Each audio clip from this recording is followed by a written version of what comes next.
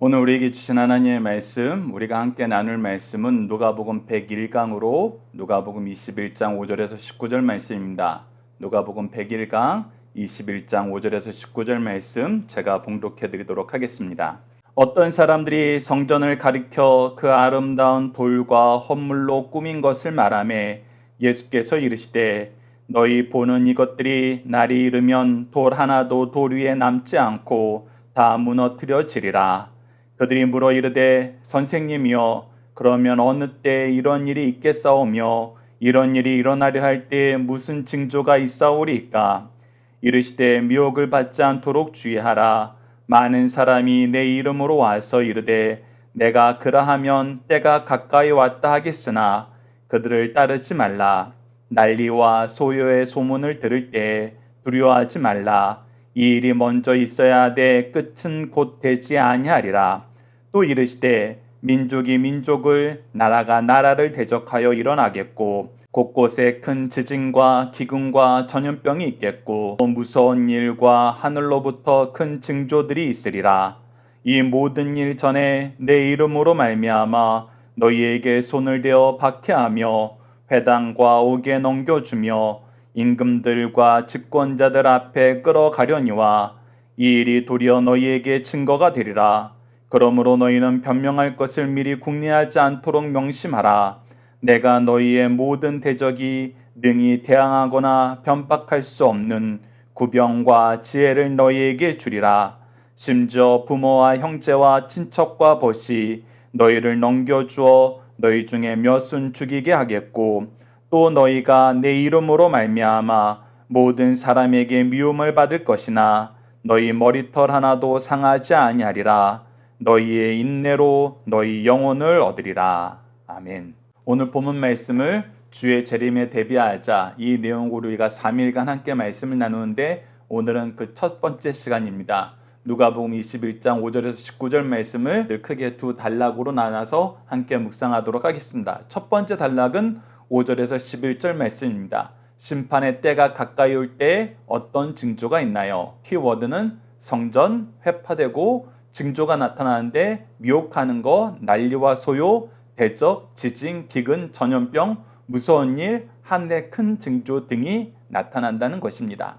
자, 5절 말씀을 보시죠. 어떤 사람이 성전을 가리켜 그 아름다운 돌과 헌물로 꾸민 것을 말하매, 자, 여기서 나오는 사람들은 예수님을 따르는 사람들입니다.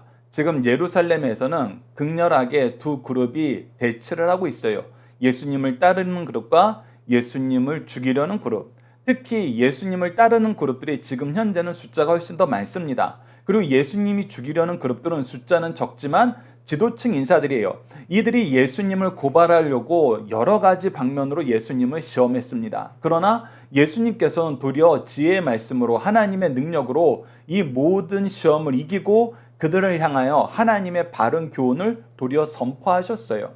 그러자 예수님을 따르는 이 사람들은 이제 많이 자기가 상승되고 있습니다. 그리고 곧 그의 제자들 중에는 이 성의 주권을 예수님이 왕이 되시고 그를 따르는 사람들이 잡을 거라고 좋아하고 있어요. 그러면서 이 성을 다시 한번 보는 겁니다. 특히 성전을 다시 한번 보는 거예요. 이 모든 것을 이제 우리가 차지할 영광으로 보고 있는 거거든요. 그래서 이 성전을 보고 그 아름다운 돌과 헌물로 꾸며진 것에 대해서 찬송을 하게 됩니다. 참 아름답고 좋구나. 이거 얼마나 영광스럽습니까? 그러면서 이제 이 영광이 우리의 것이 될 거라는 그런 기대감을 가지고 예수님한테 얘기하는 것입니다. 그런데 예수님은 정반대의 이야기를 하시죠. 그것이 6절입니다. 너희 보는 이것이 날이 이르면 돌 하나도 돌 위에 남지 않겠고 다 무너뜨려지리라. 이미 이스라엘 백성은 모든 것이 무너지는 경험을 한 차례 했어요. 바로 바벨론에 의해서 예루살렘 성전이 회파되고 예루살렘 성이 다 무너졌었죠. 그런데 그런 일이 다시 있을 거라는 것입니다.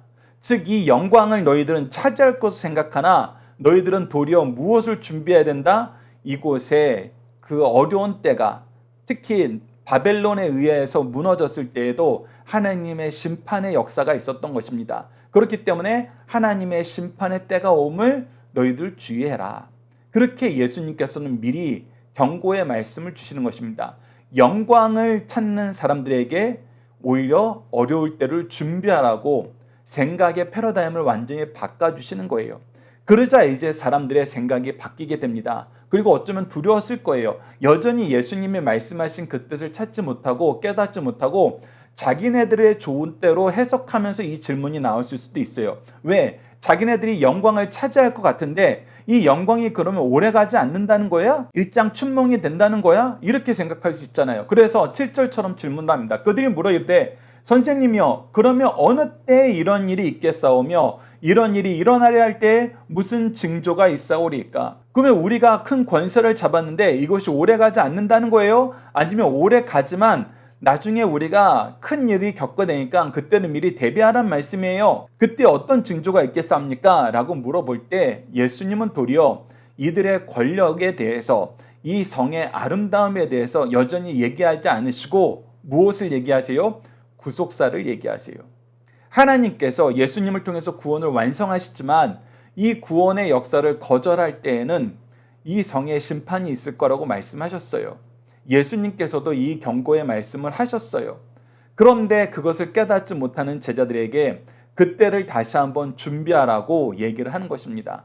그래서 그때 어느 징조가 있는지 가르쳐주는데 그것이 바로 8절에서 11절까지입니다.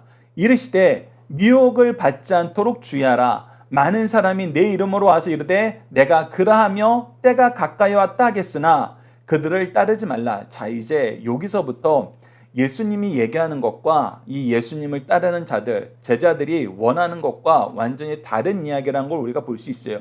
이들은 지금 현재 예수님께서 왕위를 잡을 것이라고 생각하고 있어요. 그래서 예수님께서는 이미 19장 11절에서 27절 말씀, 우리가 5월 15일 수요일 말씀을 통해 나눴던 것처럼 이 왕권을 받으러 가는 주인이 문화를 주고 일하라 하신 그 역사를 통해서 예수님이 왕권을 잡는 것은 지금이 아니라는 것을 말씀하셨는데도 이 제자들은 그런 관점에서 예수님의 말씀을 이해하지 못하고 지금 우리가 이 왕권을 잡게 됐는데 이것이 오래 가느냐 금방 끝나느냐에 포커스를 두고 있다는 것입니다. 그래서 오늘 본문 말씀에서 예수님이 분명히 얘기합니다. 내가 내 이름으로 오는 때가 있다는 거예요. 예수님께서 다시 오시는 그때가 있다는 거예요. 지금이 아니라 그때가 있는데 그때가 오기 전에 어떠한 자들이 있다? 자기가 예수 그리스도의 이름으로 온 사람이라고 재림 예수라고 얘기하는 사람들이 있게 된다. 그런데 그들은 미혹하는 자들이니 너희들이 그들의 말을 따르지 말라. 그리고 이때 이런 거짓 선생들이 많이 나오면서 여러 가지 난리와 소요의 소문들이 들려서 우리를 두렵게 할 것이다. 그래서 많은 부분이 은혜의 복음, 평화의 복음, 자유하게 하는 복음, 사랑의 복음, 생명의 복음이 아니라 오히려 우리가 공포에 떨게 하는 공포 마케팅이 더 많이 생긴다는 거예요. 우리가 이단들의 행동을 통해서 이것을 얼마나 자주 봅니까? 그들이 평안을 얘기하면서 자유를 얘기하면서 사랑을 얘기하면서 섬김을 얘기하면서 교세를 확장하는 거 아니에요. 오히려 공포 마케팅을 통해서 여기에 안 들어오면 너희들 죽어, 다 지옥 가, 이런 식으로 사람들을 유혹했잖아요. 근데 그런 악한 소문들로, 두려운 소문들로 사람들을 미혹하는 일이 거짓 선생들을 통해서 일어난다는 것입니다. 그러나 그때도 아직 끝이 아니라는 거예요. 그 이후에 계속해서 일어나는 일들이 있습니다. 그것이 10절입니다. 또 이르시되 민족이 민족을, 나라가 나라를 대적하여 일어나겠고 곳곳에 큰 지진과 기근과 전염병이 있겠고 또 무서운 일과 하늘로부터 큰 징조들이 있으리라. 특히 마지막 부분에 큰 징조들이라고 얘기하면서 이것이 한두 번으로 끝나는 것이 아니라 자주 나타난다는 거예요. 여러분, 이 부분은 우리가 너무나 피부로 생생하게 느끼고 있지 않습니까? 제가 어렸었던 70년대, 80년대, 아니 90년대, 더 나아가서 2000년 이전에는 없던 일들을 우리가 지금은 얼마나 많은 것을 경험해요. 우리가 여러 가지 전염병과 기근과 지진과 무서운 일들을 얼마나 많이 얘기합니까? 특히 미디어가 발달하면서 더 많이 드러났다고 하지만 더 많이 드러나게 되는 이 모습을 통해서 사람들이 이렇게 악한 일을 아무런 두려움 없이 하네? 그것을 듣고 사람들은 도리어 선한 일은 배우기는 거절하고 게으른데 이 악한 일은 얼마나 열심히 배우는지 전 세계에서 악한 지도자들을 보면은 누가 더 악할 수 있나 경쟁하는 것처럼 요즘에는 서로 더 악한 일을 했다라고 뉴스에 나오잖아요. 그래서 우리가 소식이 더 밝아져서 전 세계가 이 연결망으로 연결돼서 예전에 몰랐던 것을 알게 되는 것 같아 라고 생각하기에는 그 한계가 너무나 커지고 있고 서로 경쟁하듯이 이 악을 키우고 있기 때문에 도리어 우리가 이 말씀처럼 무서운 일과 큰 징조들이, 큰 어려움에 대한 징조들이 더 많아지고 있다는 것을 우리가 생생하게 느끼게 됩니다. 이런 것이 있을 때가 바로 예수님이 오실 때가 가까워지는 것이다. 이 말씀을 예수님께서 제자들에게 가르쳐 줬어요. 그래서 다시 한번 여러분들 기억하십시오. 예수님은 사람들의 생각과 사람들이 원하는 것이 있을 때 그것은 틀린 거야. 너희들 거기서 벗어나서 내가 얘기하는 거에 주목해. 이렇게 가르칠 수도 있는 부분을 대부분은 그들의 생각과 사상을 토대로 그들의 궁금증을 풀어주는 형식으로 얘기하시면서 그들을 어디로 이끌고 가요? 하나님의 구속사로, 하나님의 주권적인 역사의 흐름으로 그들의 생각과 사고를 끌어올리세요. 잡아당기시고 계세요. 그래서 그들이 처음부터 그냥 거부하게 만드는 것이 아니라 처음에 자기들이 궁금해한 거에 대한 말씀을 듣다가 보면은 생각의 중심이 처음엔 내가 중심이 돼서 예수님께 질문했는데 듣다 보면 누가 중심이 돼서 내가 이 말씀을 해석하게 돼요? 예수님의 말씀, 하나님의 뜻이 중심이 돼서 이 말씀을 해석하게 되더라. 이 예수님의 교육 방법도 우리가 주의 깊게 살펴봐야 됩니다. 함께 묵상할 말씀을 통해서 이 내용을 좀 더 보도록 하겠습니다. 특히 마가복음 13장 32절 말씀은 우리가 자주 나눈 말씀인데 그때가 언제고 그때 어떤 징조가 있겠습니까? 라고 했을 때 예수님께서 그때에 대한 말씀을 하셨어요? 안 하셨어요? 안 하시고 그냥 징조를 얘기하셨어요. 왜 그러냐면 이 때에 대한 해석이 매우 주의 깊게 해야 되기 때문이에요. 우리가 마태복음 말씀과 마가복음 말씀에 동일한 말씀이 기록되어 있는데 오늘은 마가복음 13장 32절을 통해서 봅시다. 그러나 그 날과 그때는 아무도 모르나니 하늘에 있는 천사도 아들도 모르고 아버지만 아시느니라. 그때가 정확하게 언제인지는 오직 성부께서만 아신다는 거예요. 성자도 천사도 모른다는 거예요. 성부께서는 오셔야 되는 분이고 천사는 이것을 맞아요 준비하고 일해야 되는 존재들인데 그들에게도 안 가르쳐 줬다는 거예요. 오직 성부께서만 아신다. 그래서 그때가 언제라고 얘기하면서 너희들 미혹하는 거짓 선지자들, 거짓 그리스도들 너희들 구분하여 봐라. 이 말씀이 중심이 되면은 능히 구분할 수 있다.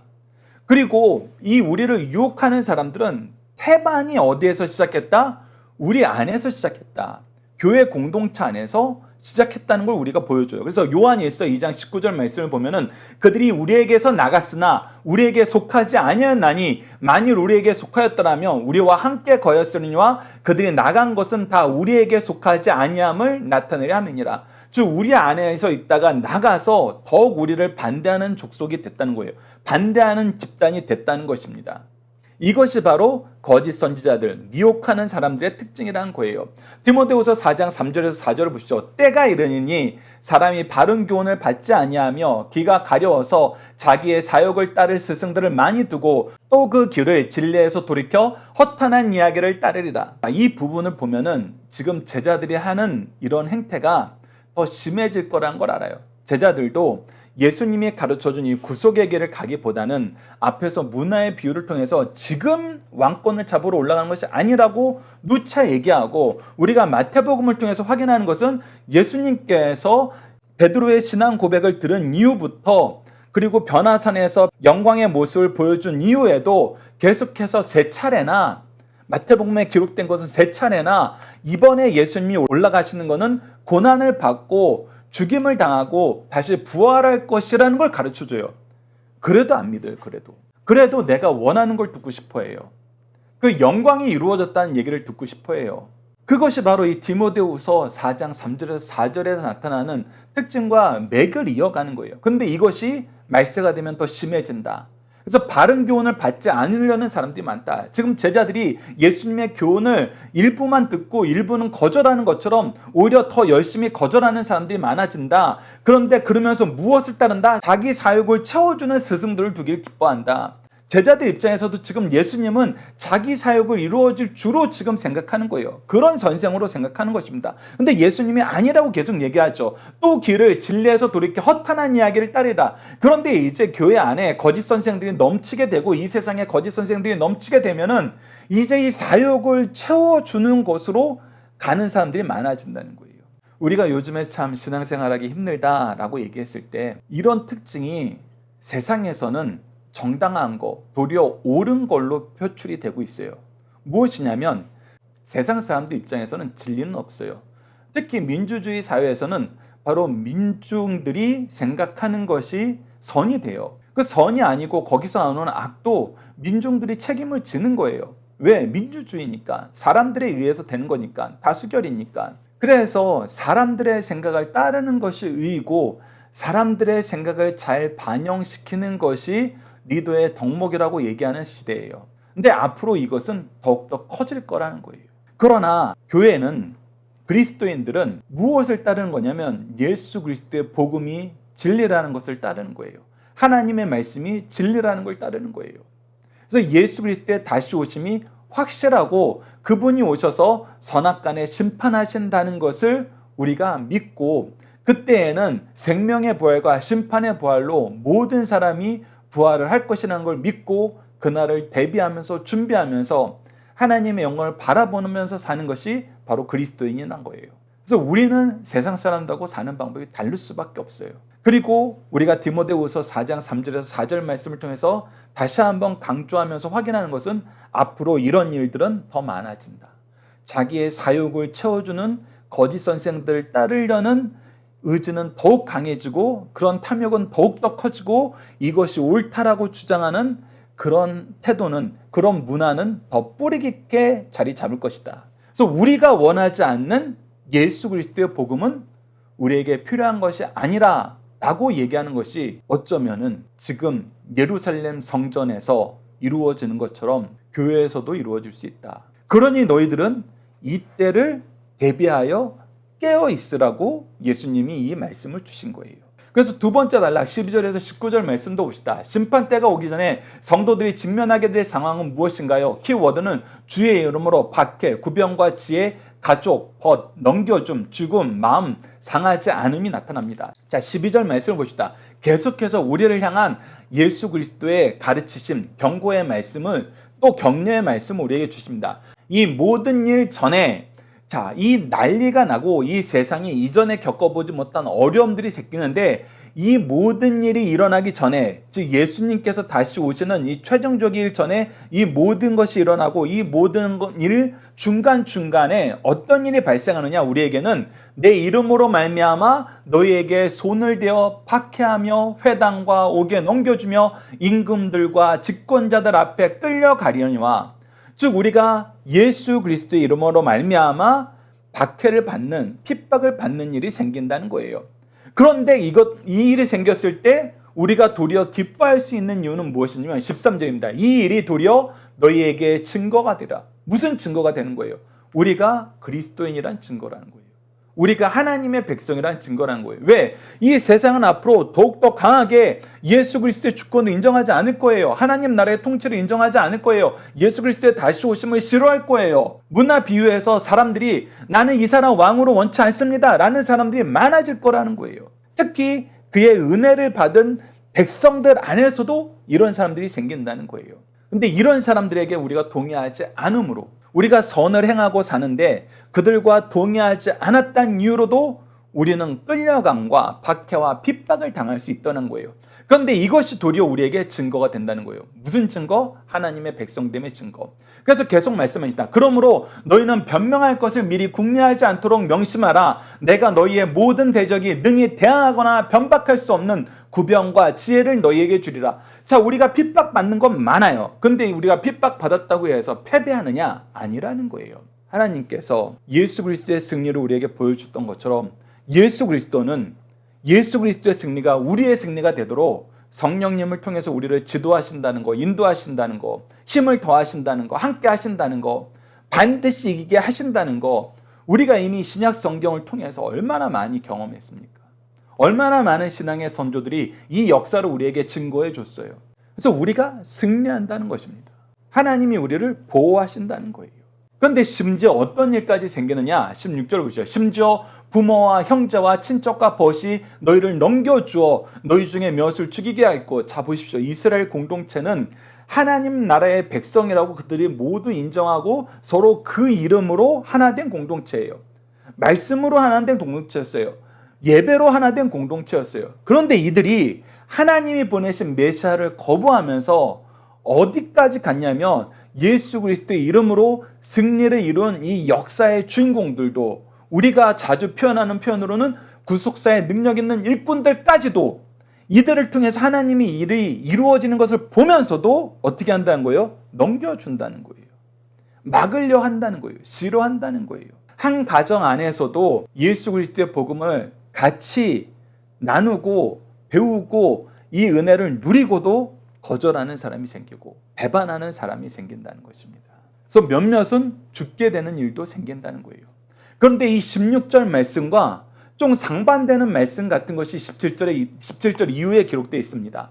또 너희가 내 이름으로 말미암아 모든 사람에게 미움을 받을 것이나 너희 머리털 하나도 상하지 아니하리라. 아니, 위에서는 분명히 몇몇이 죽겠고라고 얘기했는데 어떻게 18절에서는 너희 머리털 하나도 상하지 아니할 것이라고 얘기하나요?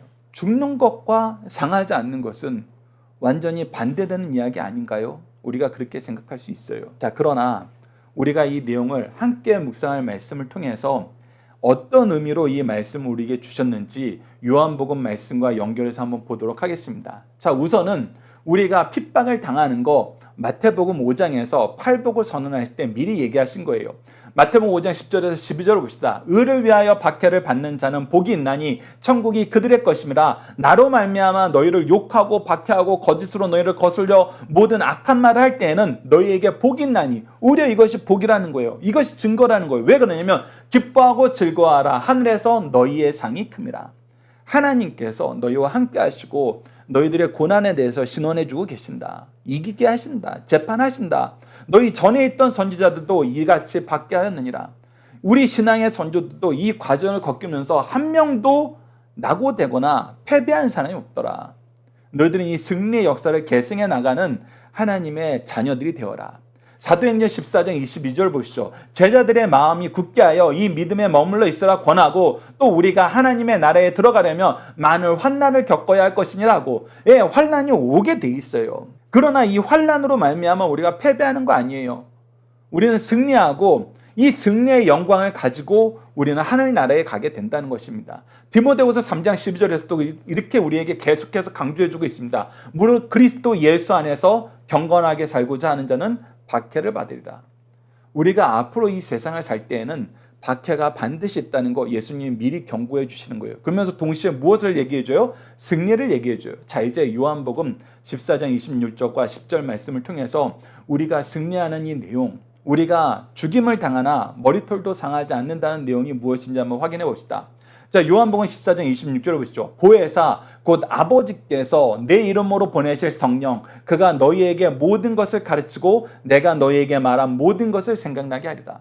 즉 우리가 그들을 이길 수 있는, 우리를 모함하고 공격하고 우리가 잘못했다라고 공격하는 모든 악한 세력들을 이길 수 있는 구변과 언변을 성령님을 통해서 우리에게 주셔서 우리가 이기게 하신다는 거예요. 성령님이 우리를 떠나지 않으신다는 것입니다. 그리고 나서 요한복음 10장 28절 29절 보면 내가 그들에게 영생을 주노니 영원히 멸망하지 아니할 것이요 그들을 내 손에서 빼앗을 자가 없으리라. 그들을 주신 내 아버지는 만물보다 크심에 아무도 아버지 손에서 빼앗을 수가 없느니라. 네, 우리가 죽임을 당하나 근데 이 죽음이 우리 그리스도인들에게는 어떤 의미냐는 거예요. 이 죽음이 멸망이고 패배가 아니잖아요. 우리에겐 부활의 영광이 있어요. 부활의 승리가 있습니다. 부활의 기쁨이 있죠. 그래서 죽음은 우리에게 패배가 아니에요. 오히려 우리의 패배는, 우리의 상함은 무엇이냐면 우리가 예수 그리스도를 떠나는 거예요. 이거는 죄악 세력과 우리 그리스도인들이 동일하게 가진 기준이에요. 우리가 경기 규칙을 정할 때 골대에 골을 넣어야지 점수가 늘어나는 것입니다. 그래서 점수를 가지고 우리가 경기의 승패를 좌웁니다 하면은 어떤 방식으로 무슨 경기를 하였든 간에 이 골을 넣는 것이 중요해요. 그런 것처럼 우리의 영적인 전쟁은 무엇이 승리와 패배의 기준이냐면 예수 그리스도의 이름을 의지하고 그것을 붙잡고 사느냐, 그 이름에서 떨어져 나가느냐예요. 그 이름을 포기하고 버리느냐, 아니면 그 이름을 의지하고 기뻐하면서 사느냐, 그것이 기준이거든요. 그런데 죄악 세상이 이것을 뒤집을 아무런 힘이 없어요. 이미 예수 그리스도께서 이것으로 승리를 끝내놓으셨거든요. 그래서 우리를 교묘하게 유혹하는데, 그게 승리와 패배가 아니라 네가 가난하게 살면 그건 너의 패배야. 네가 이번 시험 통과 못하면 그게 네 패배야.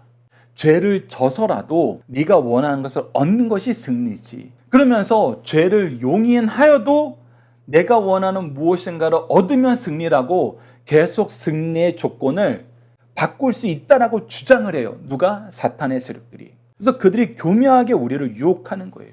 그렇기 때문에 우리가 죽는다는 것은 우리가 지는 거 아니에요. 우리가 상하는 거 아니에요.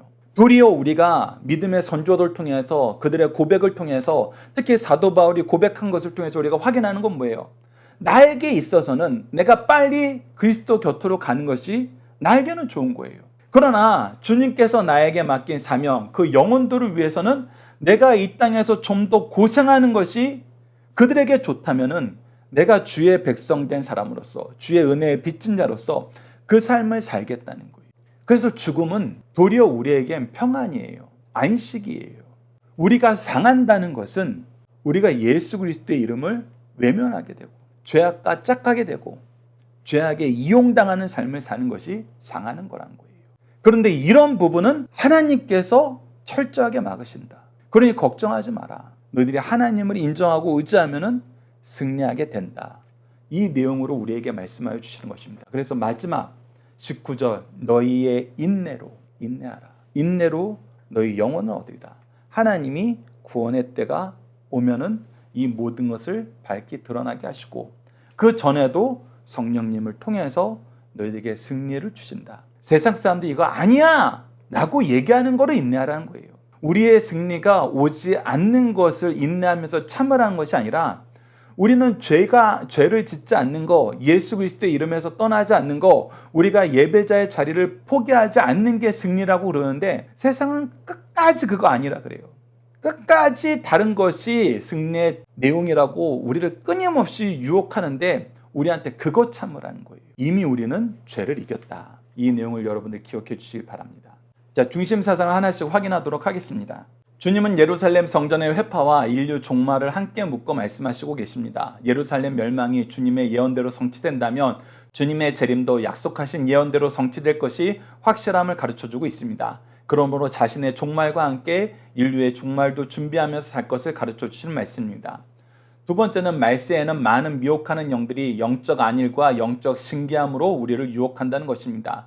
그때 성도들은 말씀에 굳게 서서 미혹받지 않도록 주의해야 된다는 것입니다. 성도들은 말씀을 대할 때마다 내 눈을 열어서 주의 율법에 놀라운 것을 보게 하소서라고 기도하면서 주의 예언의 말씀을 읽고 듣고 지키는 자가 복이 있다는 것을 깨닫고 실천해야 됩니다. 이 내용을 계시록 1장 3절에서는 선언하고 있습니다. 세 번째입니다. 그리스도로 말미암아 당하는 고난은 도리어 증거가 된다. 기뻐하자는 것입니다. 성도들이 말세를 사랑하면서 자기 실수나 범죄 때문에 환난이나 핍박이 올 때에는 회개하고 지혜롭게 살아야 합니다. 그렇지 않고 복음, 신앙 때문에 오는 손해나 환난을 당하게 될 때는 그리스도인들이 당하는 당연한 코스임을 알고 기쁘게 감내할 것이요, 우리의 영혼 구원에는 변화가 없음을 깨닫고 주의 재림을 준비하는 성도가 될 것을 간곡하게 부탁하시는 말씀입니다. 자녀들과 함께하는 기도 훈련 내용으로 함께 기도하도록 하겠습니다. 재림의 때를 미리 깨어서 준비하도록 도우시는 하나님, 미혹에 넘어가지 않도록, 핍박에 좌절하지 않도록 미리 가르쳐 주시고 행할 바를 알려주시고 우리를 보호하시고 승리하게 하심을 믿게 하시니 감사합니다. 교회와 믿음의 가문을 통해서 귀한 은혜를 계승해야 하는데, 우리가 자녀들을 말씀으로, 기도로, 교회의 평화로 이끌지 않고 세상 속의 방치함을 용서해 주소서. 주님이 제자들을 가르치신 것처럼 우리도 자녀들을 가르치고 보호하고 훈련시켜 능히 세상을 이기는 그리스도의 일꾼으로 양육할 수 있도록 도와주소서. 예수님 이름으로 기도드립니다. 아멘.